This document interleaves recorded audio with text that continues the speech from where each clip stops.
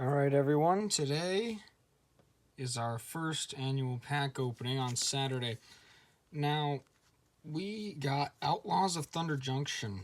I don't know when this was released, but it wasn't there the last time I went to my game store, so it's probably one of the newer ones. Now, I have not opened one of these before. I've seen a friend open one, and I was very unimpressed. Other than a special art card that he got, which was pretty cool, I was very unimpressed about it. Initial looks of the pack. I mean, the whole thing's pretty nice, but I don't know why this guy's trying to be so zesty with me. I mean, look at that. Oh, yes. Anyways, the writing is really nice. The colors they chose are very nice. I'm just having trouble with this guy. Can we please choose a different guy? But right here it says the best of draft and set boosters. This is neither. This is a play booster. So we're gonna see what it is. By the way, it's 14 cards. Should be 15 because if there's usually a token creature in here that they don't count. So yeah, let's open this up.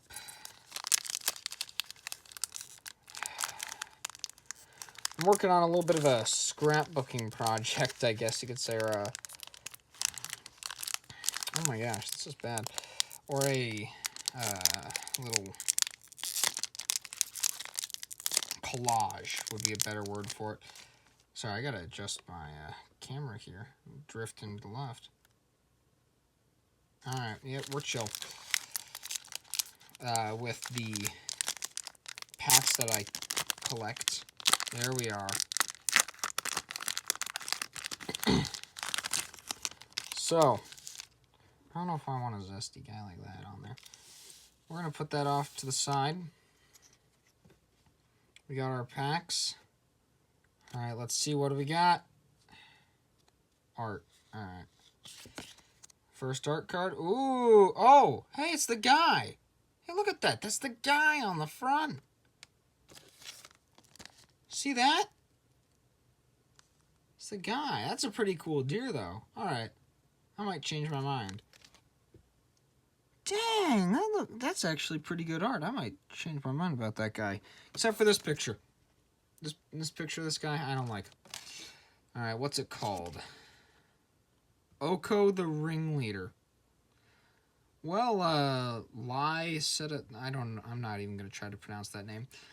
But, yeah, good job. You did some pretty good art there. I like that one. Oh my gosh. Sorry, gang. The camera just fell. My bad for the people who, just absolutely crapped themselves. I would too. That was scary. Alright. Back to where we were. Okay, on the art card, what do we got? I can put those there. Mountain. Don't look like no mountain, but that's pretty nice art. See that? I like that. I like that. I'm going to put that in my deck. It's nothing special, but hey. Cooler art cards, cooler stuff. Alright, what do we got now? Ooh. A white card. I love white. I don't mean that racially. Omenport Vigilante. Okay, it's a 2/2, 2 mana. Omenport Vigilante has double strike as long as you've committed a crime this turn. Oh, yes, I have heard there's a new feature called a crime. I don't know how to commit one. In the game, that is. But maybe we'll get some cards that let us do that. Freestriders took to patrolling near the Omen paths, protecting new arrivals from the robbers and charlatans, prowling for easy marks. Targeting opponents, anything they control and or cards in their graveyard is a crime. Huh. Interesting. Alright, next card. Ooh! Cool art. I like that. I like that. That's nice. Alright, XX green. I don't have a lot of X mana costing cards. That's good. Destroy up to X target artifacts and or enchantments. Create twice X 1/1 black and green pest creature tokens. With when this creature dies, you gain 1 life. Pest problem, plagues, eatery. Never thought I'd miss the rats. Owner laments. That's pretty good. I like that, dude. Ooh. That's nice. Also, just a comment. Haven't seen these. I haven't seen the symbol that they have for the set.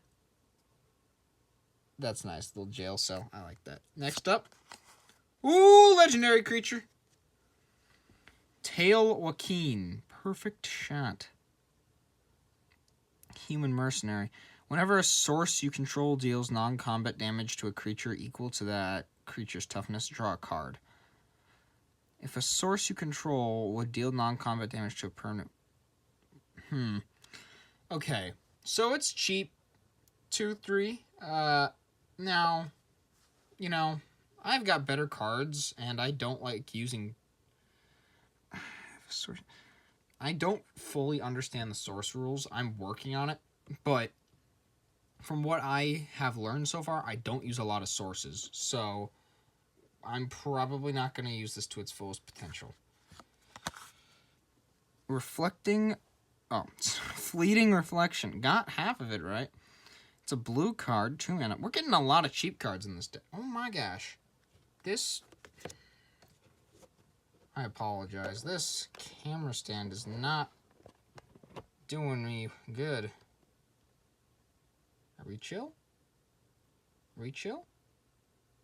Sorry, I'll try to get a better camera stand before next time. Alright, it's an instant. I love instants. Instants are fun, and of course it's blue. This one has a different symbol, though. Right there. And it's OTJ. I don't know what the OTJ pack was. Is it? Oh. Is it actually? Oh, Outlaws of Thunder Junction. I thought it was something else. I don't know why, but this is a different symbol. I don't know what that means. But, I don't know, maybe it's rare. Misprint, perhaps? Target creature you control gains hexproof until end of turn. Untap that creature. Until end of turn, it becomes a copy of up to 1 other target creature. You're not mad I pulled a little prank. You're just mad you fell for it. That... it's kind of funny. Oko. Oko's back. We got Oko. That's his name, right? Yep, Oko. Oko's back. He's funny. Alright. Yeah, that's a pretty decent card. I'm probably going to be adding that. Next up, Vampire Assassin. Ooh, he reminds me of that guy from the, that one D&D anime that they made. What was it? The Legend of Vox Machina. I'm going to, by Critical Role. Yeah, I've been watching it. He reminds me of the guy with the gun. Jack? What's that? He's got a pepper box, whatever. 3 mana. Pretty cheap. I don't have a black-white deck, though, so kind of not the best. When Ruthless Lawbreaker enters the battlefield, you may sacrifice another creature. When you do, destroy target non-land permanent. That's pretty good. It's a cheap card, but, camera stand. I hate this thing. It's a cheap card, but, you know, basically a kill card if you pair it with that other card that lets it have 50 quintillion token creatures. There's only one law that truly matters to the Sterling Company. Never stand in the way of profit. Alright, alright. Bounding Felidar. I don't know how you want to pronounce it. It's 6 mana, so it better be pretty good. 4/7. I like to go more on the offense, but, you know, having a good high health card is pretty good sometimes. Whenever Bounding Felidar, I don't know, attacks when saddled, put a +1/+1 counter on each other creature you control. You gain 1 life for each of those creatures. Okay, I see why it costs 6 mana now. Oh my gosh, that's pretty good. But you have to saddle it. Saddle 2. Tap any number of other creatures you control with total power 2 or more. This mount becomes saddled until end of turn. Saddle only as a sorcerer. Alright. Alright, so you have to sacrifice 1 or 2 creatures, basically, to be able to use this, which Makes sense. I see why it has 7 health now, so you can use this ability to its best possible way. And it's got that other symbol. I don't know what that means. Excuse me. Alright. Fake your own death. Okay. It's frowned on in most first world countries. 2 mana. Instant. I love those instants. Maybe it was only 1 with that jail. We'll check that when we go through here. That's a lot of words. Until end of turn, target creature gets +2/+0 and gains when this creature dies, return it to the battlefield tapped under its owner's control, and you create a treasure token. It's an artifact with taps. Okay. Oh, he's done bothering us. Trust me. Dude, this camera stand is so bad. I am so sorry to everyone. I'm gonna get a better one. I promise. It's just really bad right now.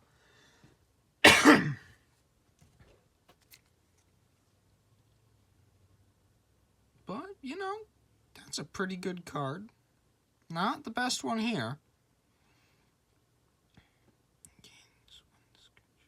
Yeah, so when it dies, it's pretty powerful. Boneyard Desecrator, that's going to be good. That wasn't a cut. I don't know what you're talking about. Totally didn't accidentally drop the stand. It's going to happen again. Oh my gosh. The stand's getting weaker by the minute. There we go. It's bought us some time. Alright. It's got Menace. I don't got a lot of cards that have Menace. But, you know, it's always good to have them. It's a zombie mercenary. That's some pretty cool art, too. 4 mana. Now, we'll live up to it being to the 4 mana. For 2 mana, sacrifice another creature, put a +1/+1 counter on Boneyard Desecrator. If an outlaw is sacrificed this way, create a treasure token. Assassins, mercenaries, pirates, rogues, and warlocks are outlaws. It's never too late to start an afterlife of crime. I don't like sacrificing my own creatures that often. I can see where this would be useful, but I'm just not gonna. I'm probably not gonna use it. Sorry, I just don't like it. Take the fall. Oh my gosh, I don't like that art. That's weird art. That is really, really weird art. Alright, 1 mana though, that's not bad. Target creature gets -1/-0 until end of turn. It gets -4/-0 until end of turn instead if you control an outlaw. So he had been briefed on every aspect of the plan, except the bit where he was left holding the bag. Okay. Okay. I don't see a lot of blue cards that inflict minus counters onto someone. Alright. I can see where this is going to be used. Again, I'm probably not going to use this. How many have I been through? Lone Shark. That's funny. 4 mana. It's an actual Lone Shark. It's a shark rogue, so it's a outlaw. When Lone Shark enters the battlefield, if you've cast 2 or more spells this turn, draw a card. Okay, free card if you cast 2 or more. Plot: you may pay 3 of any color mana and 1 blue mana, and exile this card from your hand. Cast it as a sorcery on a later turn without paying its mana cost. Plot only as a sorcery.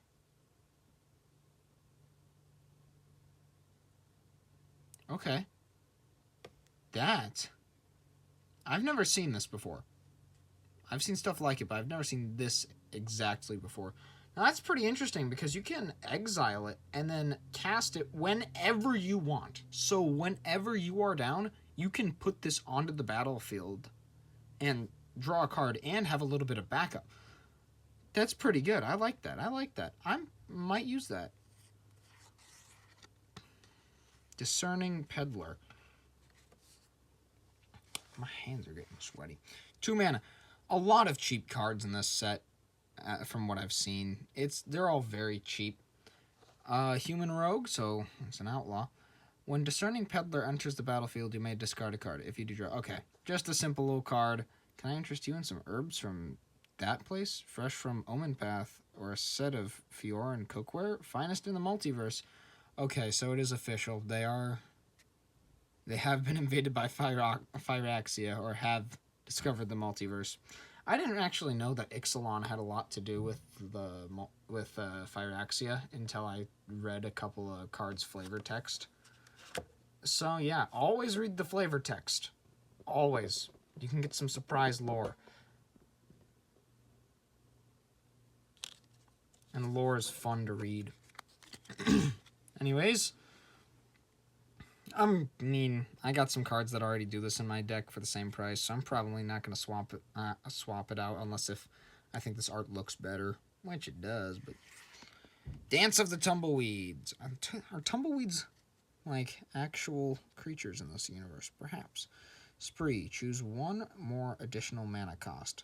So it costs 2 up here, but down here, Spree, I get to add either one of the mana cost. I own a special ability. If I choose the first one, search your library for a basic land or desert card, put it into a battlefield, and shuffle. So there is a new land called the Desert, it seems. There was one in Ixalan called Caves. I love Ixalan. It's very fun. Dinosaurs are cool, if anyone's wondering. Or for +3, create an XX green elemental creature, where X is the number of lands you control. This could be pretty powerful in the late game. I like this, and I'm probably going to add this to my deck. Iron Fist Pulverizer. 5 mana. Great art. They absolutely cooked with the art in this set. I'll admit that much. And, I'm starting to turn my opinion around. Giant War... Oh, that's a giant. I like giants. Giant Warrior. Reach. Reach is very nice. My friend likes to play flying decks, so that'll be great. Whenever you cast your second spell each turn, Iron Fist Pulverizer deals 2 damage to target opponent. Scry 1. The 3/10 will be to Omen Port will be delayed. That is good. If you keep this and you manage to just not attack with it, every time you cast your second spell, as long as you play cheap spells, this card is really good, because then you can just drain opponents of life. I almost feel like it would be more appropriate as a black card. Alright, and we're back to our mountain. Overall, beautiful set, beautiful artwork. Is it my favorite set? By far, no. Phyraxia is my favorite set. I love Phyraxia. But this was a pleasant surprise. I'm going to be adding a couple of these cards to my deck. I'm going to be sleeving them all. But for rating, I'm going to have to rate this, as I do with everything else on this channel. I'm going to have to rate this a solid 7 out of 10. I don't mean... Okay, 7 out of 10 completely. That's the final answer. There's no possible way that I could rate this higher or lower. It was really good, but everything was just so cheap. I feel like, for this specific pack at least, I did not get all the value I could have gotten out of it. And while cheap cards are nice, I want some more expensive cards, because more expensive cards let you do cooler stuff. Of course, oh my gosh. This Pest Infestation, love the art. I'm going to be doing that. It had that little jail cell. So I think, yeah, it's the only one with it. Is it from a different set? OTP. You can see that in the bottom. OTP. I'm going to have to check out what OTP is. Outlaws of Thunder something, probably Thunderport. But overall, 7 out of 10. I would buy this again. I'm going to, actually. Hopefully I get something better, though. But that's it for today. Make sure you come back tomorrow for a special video on Saga spells, my personal favorite type of spell, and the daily magic card. On Wednesday, remember, we will be doing the Unfinity card, and in a week from now, on Saturday, we will be doing another pack opening. Have a great day. Make sure to like and subscribe, and I will see you tomorrow.